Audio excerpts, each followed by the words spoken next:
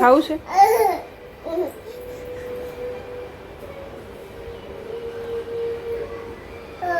ખા માં દીકરો ખા.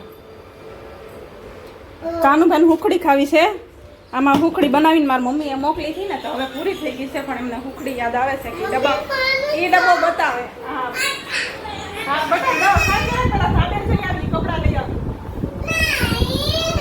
તો એ ડબ્બો બતાવે કે એમાંથી હુખડી દે, તો એ ડબ્બામાં કઈ છે નહીં. તો હવે મારા આજ મેળ આવે તો આજ જો ફ્રી થાવ તો બનાવી દો હુખડી. કાનું હા શાંતિ રાખ. તો બસ કામ કરીને તો થઈ ગયા છીએ ફ્રી ને વાગી ગયા છે 2:30 વાગે વ્લોગ સ્ટાર્ટ કર્યું છે. હજી છોકરાઓએ ખાઈ લીધું છે, મારે ખાવાનું બાકી છે ને બસ વરસાદ જેવું વાતાવરણ છે હાવ. તો કપડાં આપણે ધાબે નાખ્યા છીએ ને બસ હવે કપડાં લઈ આવું, નકર પછી વરસાદ આવી જશે ને તો પેલા 11:30 નાખ્યા આવી ત્યાં 12:15 થઈ ગયા એટલે ફૂંકાઈ જશે લગભગ. તો પવન સારો છે તો બસ સારું હાલો ધાબેથી પેલા કપડાં લેતી આવું અને પછી જમવા બેસી. કેમ ખાવું છે તમારે યાર ધાબે હાલ ને પેલા કપડાં લઈ આવી. ધારું બેને સવાર ખાઈ લીધું તું બપોરે ને પાછું અત્યારે ભૂખ લાગી ગઈ કાકાનું હે ને? હા હાલો હું ખાવું શાક રોટલી? હાલો ક્યાં ખાવું? ત્યાં નહીં ત્યાં પોતું મારી દીધું દીકા પછી ગંદુ થાય. તો બસ હાલો કપડાં લેવા જાવું તું ધાબે પણ ધારું બેન માનતા નથી. તો બચ્ચો આજે સવારે બનાવી હતી ચણાની દાળ ને આજ ગરું ધોવામાં છે એટલે આમાં ભરી દીધી છે રોટલી, આમાં છે પાપડ ને આમાં શ્રીખંડ છે થોડોક એવો 2 ચમચી જેવો, પણ ક્યારનો રખડે છે અહીંથી અહીંયા. કોણ ખાધું? કોઈ નહીં, ભાઈએ ખાધું ને તે ખાય છે. ધારું ખાય છે ને એક અથર્વ ભાઈ ખાય છે, બાકી કોઈ નહીં ખાધું. હાલો હવે ખવડાવી દઈ.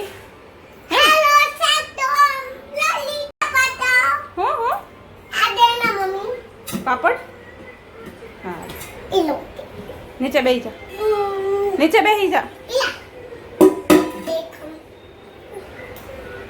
કાલે ટ્યુશનમાં શું શીખ્યું તું? કેમ? સ્વાતિબેન વિડીયો જોહે ને તો ખીજા હે. હું લખ્યું તું? હે ચોગડે ચા? હા કોણ જુઠ્ઠું બોલી ગઈ? હા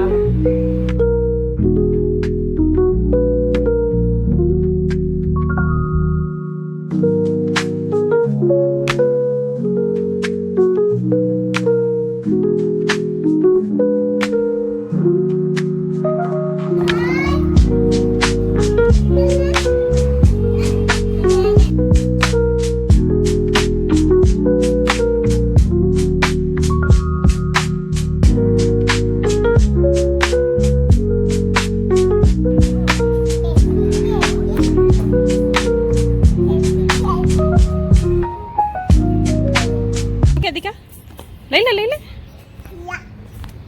નિયમભાઈ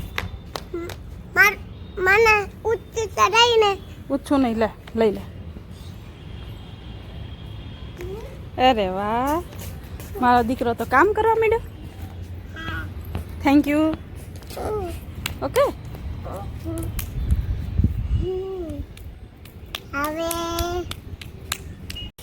હવે નીચે જાઉં ને ઘરે? હાલો ભાઈનો હાથ પકડી લે. ભાઈનો હાથ પકડે, હું ભાઈનો હાથ પકડી લે, હું કપડાં લઈ લઉં. ભાઈનો હાથ પકડ.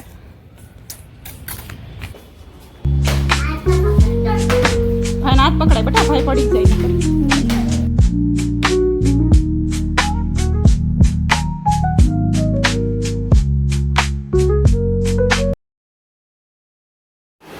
તો બચ્ચો વાગી ગયા છે 6:15 થયા છે અને મારે રાતે બનાવવાના છે દાળ વડા, મગની દાળના વડા.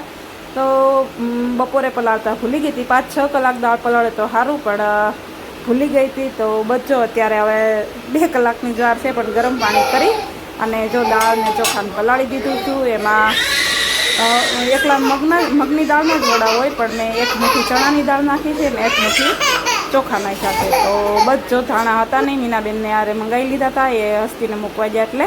તો બસ સારું હાલો હવે દાળવડાનું ખીરું પહેલાં પીસી લઈ, પહેલાં ધાણા હમા કરી લઉં. અને દાળના થોડુંક જ આંગળી હતું, ગરમ પાણી કરવાનું હતું પણ થોડુંક વધારે થઈ ગયું એટલે આમ બફાઈ કેમ ગઈ હોય દાળ એવું થઈ ગયું છે. તો બસ સારું કંઈ નહીં. હાલો હવે ધાણા પહેલાં હામાં કરી નાખીએ અને પછી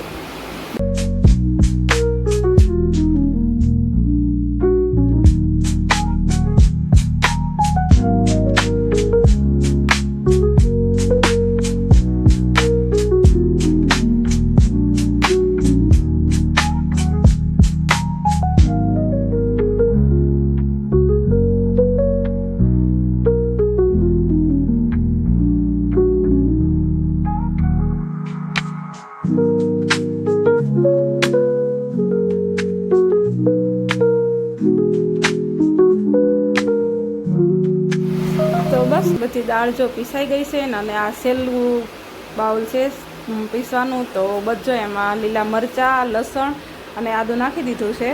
તો બસ હાલો આ પીસી નાખી અને પછી મસાલા કરી દઈએ.